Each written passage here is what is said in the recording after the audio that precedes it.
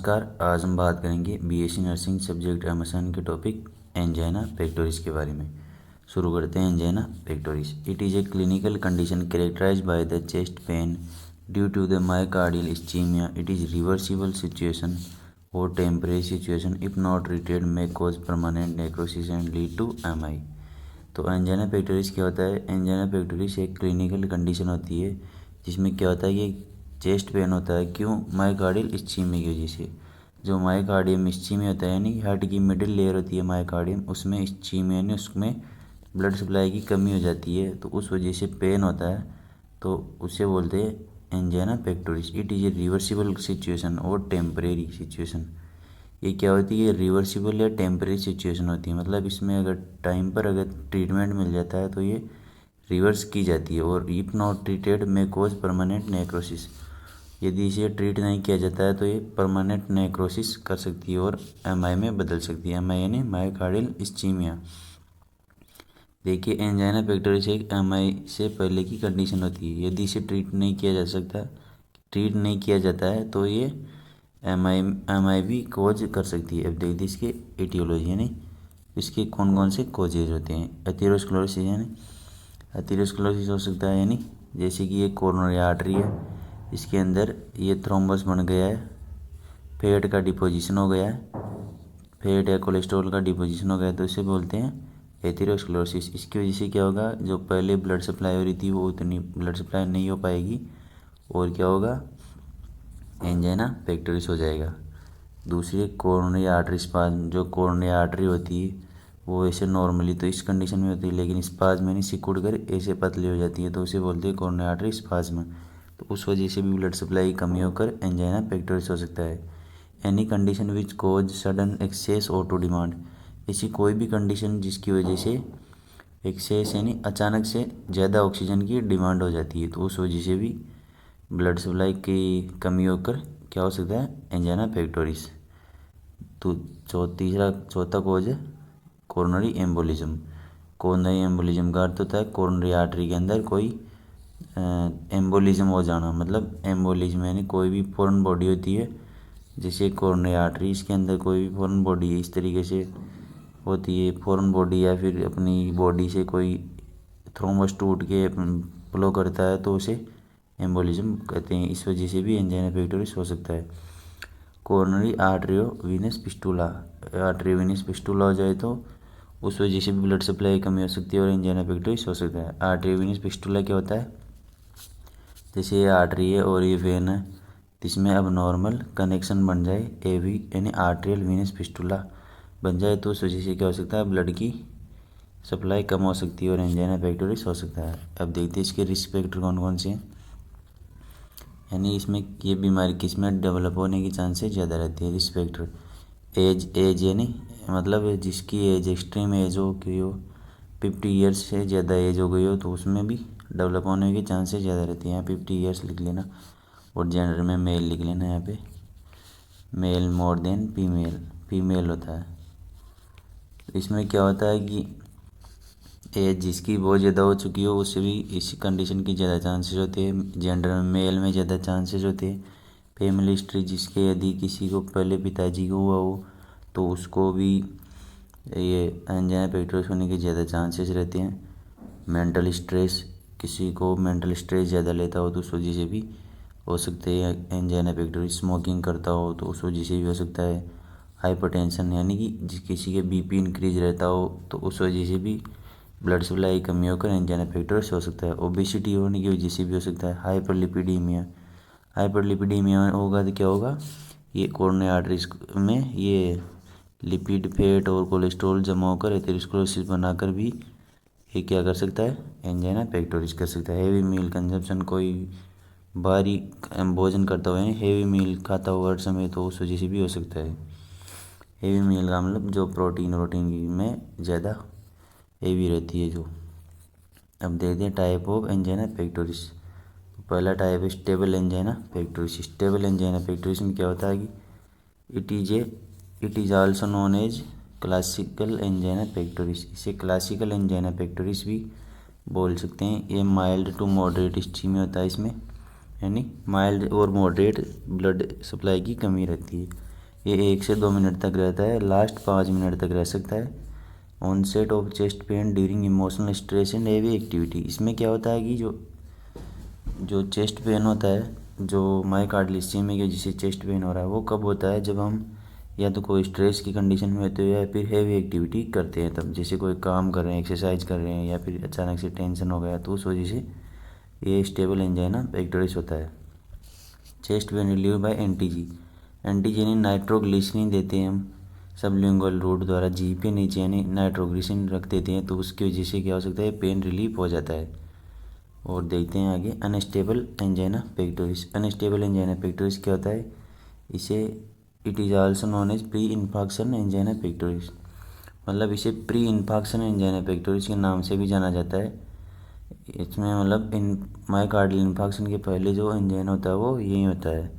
तो इससे क्या होता है, नॉट रिलीव्ड बाई एंटीजी। ये एंटीजी यानी नाइट्रोग्लिसरीन को देते हैं, तो उससे भी ये रिलीफ नहीं होता है।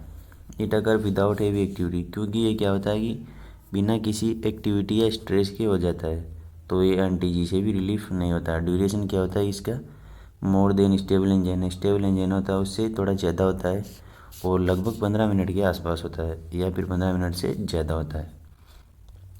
देखिए स्टेबल एंजाइना में क्या हो रहा था, चेस्ट पेन हो रहा था, वो एंटीजी से रिलीफ हो रहा था, इसमें एंटीजी से रिलीफ नहीं होगा। अब आता है वेरिएंट एंजाइना। वेरिएंट एंजाइना यानी इसको क्या बोलते हैं, प्रिंज मेटल एंजाइना के नाम से भी जाना जाता है। में occur at rest and more frequent in morning. ये क्या होता है कि रेस्ट की कंडीशन में भी हो सकता है और अधिकतर तो मॉर्निंग के टाइम पर होता है। Patient usually show no history of previous MI. Patient को अक्सर प्रीवियस एमआई की हिस्ट्री नहीं दिखाई देती है। आगे देखते हैं नॉक्चुरल एंजाइना पेक्टोरिस। नॉक्चुरल यानी रात के समय, एंजाइना यानी एंजाइना पेक्टोरिस यानी ब्लड सप्लाई की कमी हो जाना मायोकार्डियम में। तो ये क्या होता है, maker at night, in night blood supply decrease in the heart. Night को क्या होता है कि अपन थोड़ा सो जाते हैं, तो उस वजह से क्या होता है कि ब्लड सप्लाई की कमी हो जाती है, तो उस वजह से भी एंजाइना पेक्टोरिस हो सकता है। क्रोनिक एंजाइना पेक्टोरिस क्या होता है कि untolerated condition in this type of angina. ऐसे एंजाइना में क्या होता है कि जो कंडीशन होती है वो अनटॉलरेबल हो जाती है, यानी सहन नहीं होती, और रिजल्ट फ्रॉम कॉर्नरी स्पाज्म। जो कॉर्नरी आर्टरी होती है उसके स्पाज्म से ये कंडीशन रिजल्ट होती है, मतलब जैसे कॉर्नरी आर्टरी पहले नॉर्मल थी और स्पाज्म होकर सिकुड़ गई, इस वजह से ये कंडीशन हो सकती है। नेक्स्ट है silent angina pectoris. Silent angina pectoris के नाम वर्ड से आप समझ सकते हो। साइलेंट में क्या होता है कि मतलब इसमें कोई पेन नहीं होता है। No chest pain but other minor symptoms may be present. इसमें चेस्ट पेन नहीं होता है लेकिन थोड़ी बहुत माइनर सिम्टम्स प्रेजेंट रहती है। वो कौन कौन से माइनर सिम्टम्स, वो जैसे कि लाइक पाल्पिटेशन, स्वेटिंग, डिजीनेस, जैसे कि घबराहट होती है, स्वेटिंग यानी पसीना आता है, और डिजीनेशन चक्कर आती है, ये सब तो छोटे मोटे सिम्टम्स प्रेजेंट रहते हैं। अब देखते हैं इसकी क्लिनिकल फीचर्स यानी कौन कौन से साइन एंड सिम्टम्स देखने को मिलते हैं। पहला चेस्ट पेन, ये सबसे मोस्ट कॉमन है, बहुत खतरनाक चेस्ट पेन होता है इसमें। जो क्या होगा, चेस्ट से फैलेगा, नेक तक जाएगा, फिर वो जॉ में जाएगा, शोल्डर में जाएगा, लेफ्ट शोल्डर और राइट शोल्डर दोनों में जाएगा, फिर वहाँ से लेफ्ट आर्म में जाएगा, लेफ्ट फोर आर्म में जाएगा, फिर रिंग फिंगर में जाएगा। ये क्या होता है, ये होता है एंजाइना पेक्टोरिस का पेन होता है। इसमें क्या होता है कि जैसे ये कोई व्यक्ति है, ये है, तो इसमें पहले हृदय के पास यानी चेस्ट में हार्ट के पास पेन होगा, फिर वो जाएगा नेक में जाएगा, फिर वो दोनों शोल्डर्स में पेन होगा, फिर लेफ्ट फोर अपर आर्म में जाएगा, फिर फोर आर्म में जाएगा, फिर वो उंगलियां होती है उसमें से कौन सी में जाएगा, रिंग फिंगर में चला जाएगा। और इससे क्या होगा, चेस्ट पेन तो होगा, उसके बाद टेकीकार्डिया होगा। टेकीकार्डिया क्यों होगा, क्योंकि हार्ट में ब्लड सप्लाई की कमी हो रही है, तो हार्ट जल्दी जल्दी से बीट करेगा और ब्लड सप्लाई की कमी को पूरा करने की कोशिश करेगा। हाइपरटेंशन होगा, जब टेकीकार्डिया होगा तो हाइपरटेंशन भी हो जाएगा उस वजह से। कफिंग होगी, टेकीपनिया यानी ज़ोर ज़ोर से सांस लेगा, यानी वो O2 डिमांड पूरा करने के लिए व्यक्ति ज़ोर ज़ोर से सांस लेने लगता है। शॉर्टनेस ऑफ ब्रीथ हो, टेकीपनिया होगा तो बाहर ज़्यादा सांस लेगा, उस वजह से शॉर्टनेस ऑफ ब्रीथ भी हो जाएगी। डिजनेस यानी चक्कर आने लग जाते हैं। बर्निंग सेंसेशन, जलने जैसा सेंसेशन फील होता है, वो दर्द भी जलने जैसा होता है। पाल्पिटेशन यानी घबराहट होती है और खुद ही हार्ट बीट खुद को सुना देते हैं। स्वेटिंग यानी पसीना आने लग जाता है। आइए देखते हैं इसकी पैथोफिजियोलॉजी, यानी ये डिजीज़ किस तरीके से प्रोग्रेस करती है, किसी इटियोलॉजिकल फैक्टर से लेकर ये डिजीज़ कैसे हो सकती है। तो due to any etiological factor, causes या रिस्क फैक्टर, तो किसी भी कारण से, इटियोलॉजिकल कोज से या फिर रिस्क फैक्टर से, यानी किसी भी कारण से ये जैसे क्या होगा, डिजीज सप्लाई और इंक्रीज ऑक्सीजन डिमांड। किसी भी कारण से क्या होगा, मायोकार्डियम की ब्लड सप्लाई इंक्रीज हो जाए या फिर ऑक्सीजन की डिमांड नहीं सॉरी ब्लड सप्लाई डिक्रीज हो जाए या ऑक्सीजन की डिमांड बढ़ जाए।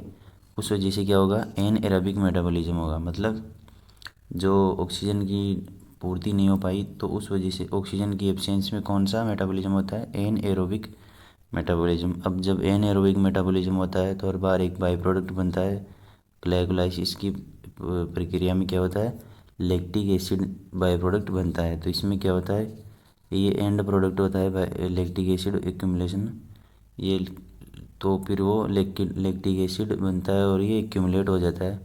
तो और ये लैक्टिक एसिड क्या करता है, जो नर्व होती है वहाँ की, उसको इरिटेट करता है, फिर चेस्ट पेन हो जाता है। तो इस प्रकार की चेस्ट पेन को क्या कहते हैं, एंजाइना।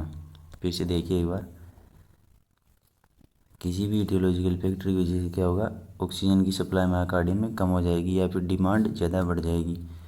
ये दोनों कारणों से हो सकता है, या तो ऑक्सीजन सप्लाई कम हो जाए या फिर ऑक्सीजन की डिमांड बढ़ जाए। उस वजह से क्या होगा, ऑक्सीजन की एब्सेंस में एनारोबिक मेटाबॉलिज्म होगा, फिर लैक्टिक एसिड का फॉर्मेशन हो जाएगा और वो एक्यूमुलेट हो जाएगा, उससे नर्व इरिटेट होगी और चेस्ट पेन हो जाएगा। और इसी प्रकार की चेस्ट पेन को क्या बोलते हैं, एंजाइना पेक्टोरिस। आगे हम देखते हैं डायग्नोस्टिक इवेल्युएशन, यानी इस डिजीज़ का पता हम किस प्रकार से करते हैं। पहले एज एन हम क्या करते हैं, हिस्ट्री कलेक्ट करते हैं पेशेंट की। तो उसकी family history, past surgical history या फिर किसी प्रकार की हिस्ट्री उसकी कलेक्ट करते हैं। पेशेंट को पूछते हैं कि तुम्हें पहले पेन किस तरीके से हुआ था, क्या मतलब कोई स्ट्रेस की कंडीशन थी या किस प्रकार की सिचुएशन थी। फिर उसका फिजिकल एग्जामिनेशन करते हैं, यानी उसको हेड से लेकर टो तक उसका एग्जामिनेशन करते हैं। ईसीजी करते हैं। ईसीजी में क्या होता है, जो एसटी सेगमेंट होता है ये डिप्रेस्ड मिलता है, नहीं थोड़ा नीचे की तरफ डिप्रेस्ड मिलता है, और टी वेव इन्वर्स मिलती है। जो टी वेव होती है, जैसे ये टी वेव होती है, ये वाली टी वेव है, ये इन्वर्स मिलती है, यानी कि ये इस तरीके से उल्टी मिलती है। एंजियोग्राफी करते हैं। एंजियोग्राफी में क्या करते हैं हम, कोरोनरी आर्टरी में एक डाई इंसर्ट करते हैं और फिर उसका एक्सरे करते हैं। तो वो क्या होता है कि उस जो ब्लॉकेज है उसका पता चल जाता है, जैसे कि ये एथेरोस्क्लेरोसिस वगैरह का था या तो थ्रोम्बोसिस या एम्बोलिज्म जो भी था। यहाँ पे डाई इंसर्ट करने के बाद ये आसानी से किस में दिख जाता है, एक्सरे के अंदर। फिर इसमें स्ट्रेस टेस्ट करते हैं। स्ट्रेस टेस्ट में क्या होता है, उसे पेशेंट को ट्रेडमिल पर दौड़ाते हैं, या उसे ट्रेडमिल टेस्ट भी बोलते हैं। ये रहा, इसमें क्या होता है, ट्रेडमिल पर दौड़ा चलाते हैं पेशेंट को, फिर उसे उसका टेस्ट करते हैं, मतलब कि वो किस प्रकार से रिएक्ट करता है या फिर पेन वेन वगैरह ये तो नहीं हो रहे हैं। आगे हम क्या करते हैं, cardiac enzyme test. Cardiac enzyme test में क्या कहते हैं, जैसे मायोग्लोबिन हो गया, ट्रोपोनिन हो गया, और ये लैक्टेट हो गया, लैक्टेट डिहाइड्रोजनेज हो गया, और क्रिएटिनिन काइनेज हो गया। इन सब का लेवल ब्लड में चेक करते हैं। इसमें क्या होता है कि जो हार्ट की स्ट्रेस की कंडीशन आती है, जैसे एंजाइना पेक्टोरिस या एमआई कंडीशन में क्या करता है कि हार्ट की मायोग्लोबिन एक अलग ही स्पेसिफिक टाइप के कार्डियक एंजाइम सीक्रेट करती है, जिन्हें हम क्या बोलते हैं, कार्डियक मार्कर। तो उनका ब्लड में लेवल चेक करते हैं, यहाँ लिख लेना, मायोग्लोबिन, ट्रोपोनिन, क्रिएटिनिन काइनेज और लैक्टेट डिहाइड्रोजनेज। आगे हम देखते हैं इसका मैनेजमेंट, यानी इसे किस प्रकार से मैनेज करते हैं। तो इसमें मोस्टली तो हम क्या देते हैं, एनटीजी देते हैं। एनटीजी क्या करती है, सब लिंगुअली रूट से देते हैं, जीभ के नीचे रख देते हैं। ये क्या करती है, एक पोटेंट वेजोडाइलेटर होती है जो कि आती है वेसल्स को डायलेट कर देती है। जैसे ये कोई वेसल से, कोरोनरी आर्टरी वेसल से यहाँ पे ब्लॉकेज हो रखा है, तो इसे ये डायलेट कर देगी कुछ समय के लिए। तो क्या होगा, इससे ब्लड सप्लाई इंप्रूव हो जाएगी। एंजाइना पेक्टोरिस कंडीशन में रिलीफ मिल जाता है। कैल्शियम चैनल ब्लॉकर, जैसे आम्लोडिपिन, निफेडिपिन देते हैं, ये क्या करती है, ये भी हाइपरटेंशन को रिलीफ करती है, वेसल्स को डायलेट करती है। बीटा एड्रेनर्जिक ब्लॉकर, ये भी क्या करती है, एड्रेनर्जिक यानी एड्रेनलिन के रिसेप्टर को ब्लॉक कर देती है और क्या करती है, सिंपैथेटिक नर्वस सिस्टम को डाउन कर देती है। इससे क्या होता है कि वेसल्स डायलेट होती है। एंटी प्लेटलेट ड्रग्स ये क्यों देते हैं, ये इसलिए देते हैं ताकि वहाँ पर जो एथेरोस्क्लेरोसिस होता है ये इस पर और भी प्लेटलेट्स जमा हो के ये ब्लड सप्लाई बिल्कुल भी ब्लॉक ना हो, जैसे कि एस्पिरिन, इकोएस्पिरिन वगैरह। आगे होती है कौन सी, एंटी कोगुलेंट्स। एंटी कोगुलेंट्स किस लिए देते हैं, वही ताकि ब्लड का वो क्लॉट ना बने, जैसे पेरिन, वारफेरिन वगैरह, ये भी यही इसी जगह पे ब्लड क्लॉट को रोकने के लिए देते हैं। कई बार क्या होता है ये एथेरोस्क्लेरोसिस में इरोजन हो जाता है, तो उस वजह से क्या हो जाता है यहाँ पे प्लेटलेट इकट्ठा होके ब्लॉकेज कर देती है क्लॉट बना के, तो उस वजह से भी एंटी कोगुलेंट देते हैं। अब देखते हैं इसका सर्जिकल मैनेजमेंट क्या हो सकता है। CABG हो सकता है यानी कोरोनरी आर्टरी बाईपास ग्राफ्टिंग। इसमें क्या होता है, जैसे कोरोनरी आर्टरी है यहाँ पे ब्लॉकेज हो रखा था, इसे बाईपास कर देते हैं, बाईपास ग्राफ्टिंग कर देते हैं इस तरीके से। दूसरा है PTCA, परकुटेनियस ट्रांसल्यूमिनल कोरोनरी एंजियोप्लास्टी। इसमें भी क्या करते हैं कि जो ये हो रखा था यहाँ पे एथेरोस्क्लेरोसिस हो रखा था, इसमें क्या करते हैं परकुटेनियस ट्रांसल्यूमिनल कोरोनरी एंजियोप्लास्टी में क्या करते हैं कि यहाँ से एक कैथेटर डालते हैं, इसके आगे क्या होता है एक कैमरा लगा हुआ होता है और एक बलून होता है, तो उसे यहाँ इंसर्ट करके उस बलून को इन्फ्लेट कर देते हैं। तो इससे क्या हो जाता है कि ये बलून इन्फ्लेट होने की वजह से ये जो एथेरोस्क्लेरोसिस था ये थोड़ा चिपक जाता है, तो और ये वेसल्स डायलेट हो जाती है, इस वजह से ब्लड सप्लाई इम्प्रूव हो जाती है। एंजियोप्लास्टी में भी ठीक यही होता है जो PTCA में होता है। ये तो एक पूरा प्रोसीजर हो रही है, इसकी कोई विशेष स्टेप है इस प्रोसीजर की। कोरोनरी आर्टरी स्टेंट में क्या करते हैं, जैसे ये हमने यहाँ PTCA करते हैं, PTCA किया, जैसे इसमें बलून को डायलेट किया, तो उससे क्या हुआ ये एथेरोस्क्लेरोसिस थोड़ा इस तरीके से चिपक गया। तो अब यहाँ पर क्या करते हैं कोरोनरी आर्टरी स्टेंट यानी जो छल्ला बोलते हैं आमतौर की भाषा में, वो रख देते हैं। तो उससे क्या होता है ये वेसल्स वापिस तो सिकुड़ती ही नहीं है या फिर स्पाज्म नहीं होता, उससे ब्लड सप्लाई रुकती नहीं है। फिर आता है बलून एंजियोप्लास्टी। इसमें भी वही करते हैं, वो बलून वाला ही है, बलून को फुला देते हैं, उससे क्या हो जाता है वो ब्लड सप्लाई इम्प्रूव हो जाती है। अब देखते हैं इसका नर्सिंग मैनेजमेंट या नर्सिंग इंटरवेंशन, इसमें क्या क्या कर सकते हैं हम। नर्सिंग मतलब नर्स क्या क्या कर सकती है एंजाइना पेक्टोरिस के पेशेंट में, उसका रोल क्या होता है। फर्स्ट है रिड्यूसिंग पेन। उसमें क्या होता है कि एंजाइना पेक्टोरिस की कंडीशन बहुत तगड़ा यानी यह कह सकती है बहुत तेज़ पेन होता है, तो उसे पेन को रिड्यूस करने के लिए क्या कर सकती है। Assess the description of chest pain including onset, location, radiation, duration. मतलब कि जो पेन होता है चेस्ट पेन, उसके बारे में उसके कैरेक्टरिस्टिक्स को नोट करना, जैसे कि वो कहाँ से शुरू हो रहा है, लोकेशन क्या है उसकी, कब शुरू हुआ था, रेडिएशन किधर फैल रहा है, कहीं नेक से जो से नेक और लेफ्ट आर्म, फोर आर्म ये तक नहीं जा रहा है, ड्यूरेशन कितना टाइम हो रहा है उसका, कितनी देर तक वो पेन रहता है। Provide semi Fowler position to the patient. Semi Fowler position provide करनी है, जैसे कि ये बेड होता है, थोड़ा इसको एलिवेट कर देना है और यहाँ पे इसको पेशेंट को सेमी पावलर पोजीशन प्रोवाइड कर देनी है, मतलब उसका हेड थोड़ा एलिवेटेड रहना चाहिए। इसमें क्या होता है कि पेशेंट को थोड़ी ब्लड सप्लाई मतलब हार्ट को और इनको सपोर्ट मिल जाता है। Administer O2 therapy as prescribed 3 to 4 litre per hour per minute. इसमें क्या होता है ऑक्सीजन थेरेपी प्रोवाइड करानी होती है ताकि ब्लड सप्लाई और ऑक्सीजन सप्लाई क्या हो सके, इम्प्रूव हो सके और पेन रिड्यूस हो सके। प्रमोटिंग एडिक्वेट टिश्यू परफ्यूजन मतलब टिश्यू को जो इंटरस्टिशियल स्पेस में जो फ्लूइड होता है उसके टिश्यू परफ्यूजन को इम्प्रूव करने के लिए क्या करती है। Hypotension, tachycardia, fatigability, cool, moist and cyanotic extremities, these data are useful in determining cardiac output. इसमें क्या होता है कि ये सब डाटा है, जैसे उसकी हाथ पैर कूल तो नहीं है, मॉइस्ट तो नहीं है, साइनोटिक तो नहीं है, मतलब उसकी स्किन ब्लू तो नहीं हो रही, ये सब डाटा क्या होती है कार्डियक आउटपुट में ये मेजर करने के लिए इम्पोर्टेंट होते हैं। मतलब इसके टिश्यू परफ्यूजन पूरी तरीके से नहीं होता, तो ये सब साइन देखने को मिलते हैं। इम्प्रूविंग कार्डियक आउटपुट को इम्प्रूव करना है, उसके लिए क्या कहते हैं मॉनिटर यूरिन आउटपुट को मॉनिटर करना है। इट में इंडिकेट डिक्रीज और इंक्रीज कार्डियक आउटपुट। ये क्या कर सकता है कि कार्डियक आउटपुट को इंडिकेट कर सकता है कि कम है या बढ़ा हुआ है। ये कैसे इंडिकेट करता है? यदि यूरिन आउटपुट डिक्रीज होगा यानी कि ब्लड सप्लाई डिक्रीज हो रही होगी, इस वजह से क्या हो रहा है, यूरिन आउटपुट भी डिक्रीज हो रहा है। Administer IV fluid as ordered.